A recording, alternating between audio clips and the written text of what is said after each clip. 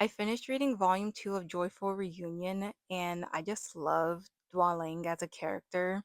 He spends the beginning of this volume just trying to get back to his dad, only to find out that he was betrayed by two people that he trusted. I don't know what happened for Lang Junxia and Se Yang to scheme together to take Duan Ling's identity as the crown prince, but I did know by the end of volume one that Se Yan could not be trusted. I didn't trust him when he saw Duan Lang's Jade Arch, and I didn't trust him when he asked Li Jianhong to teach him how to use the sword. But it doesn't matter that he took the Jade Arch or learned from Li Jianhong for a short while, or even that he had his looks altered to look more like Li Jianhong, because it looks like people are starting to notice that there aren't a lot of similarities between him and Li Jianhong.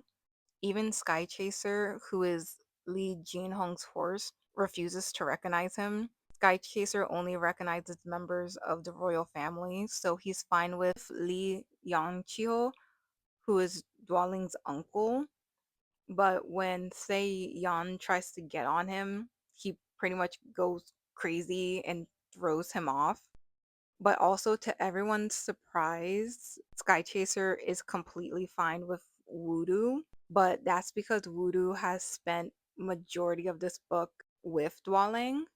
In the beginning of this volume, when Dwaling was betrayed, he was poisoned and thrown into a river, and Voodoo ends up finding him and taking him in and healing him from the poison. At first, when Dualing was with Voodoo, he didn't know that his dad had died, so he was still thinking that he just needs to find his dad for things to be okay. But he overhears a conversation that Voodoo ends up having later on and finds out that his dad dies.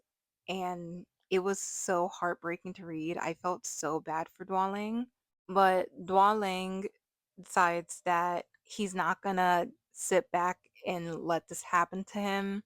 He's going to come back and prove his identity. But in order to do that, he's going to need to survive. He starts by working as Voodoo's servant while living at the Prime Minister's residence with him. And he ends up catching the attention of Mu Kwanda, who is the prime minister, but also his dad's political adversary.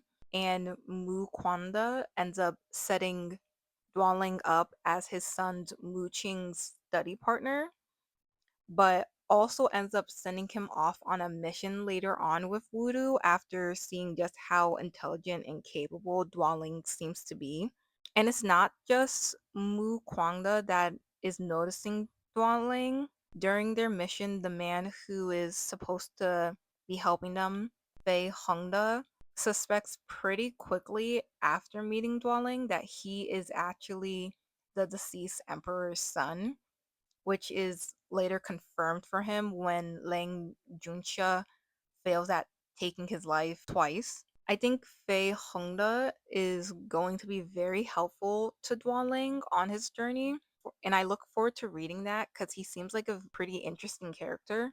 But not just him though, because even though Duan was betrayed by his friend Yang, his other friends that he made while he was at school proved to be much more loyal. They actually have been looking for him this entire time. And while he's off on this mission, he ends up meeting one of his friends, Helian Bo, again, and learns that his other friend, Batu, realized that Duanling is not the crown prince that is in the palace after getting a reply to his letter. So Duanling definitely has people on his side. And he's also showing that he truly is his father's son with how smart he is and how good he is at strategy and just figuring out situations. But going back to Lang Junxia, I'm confused by his character. He starts a story looking after Duan Ling and taking care of him until Li Jinghong comes to be with his son.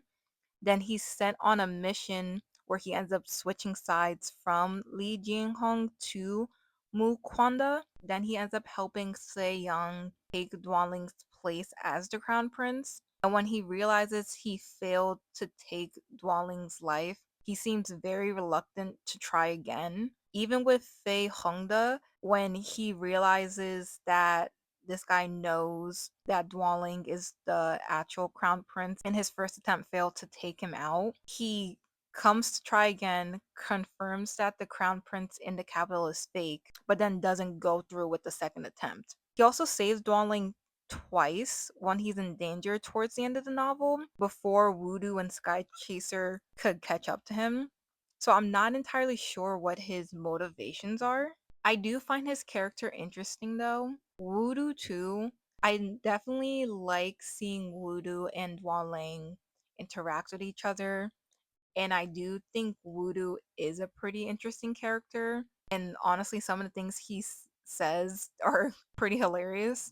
And he definitely got very attached to Dwelling. He even gets jealous of Helianbo when he shows up and ends up punching him in the face. Voodoo even admits to himself that things are nicer when Dwelling is around, and Dwelling himself doesn't exactly know how to describe who Voodoo is to him. Overall, I think the story is really good. I started volume 3 and volume 4 should arrive in the mail soon. So I definitely look forward to seeing just how Dwelling's journey continues throughout this story.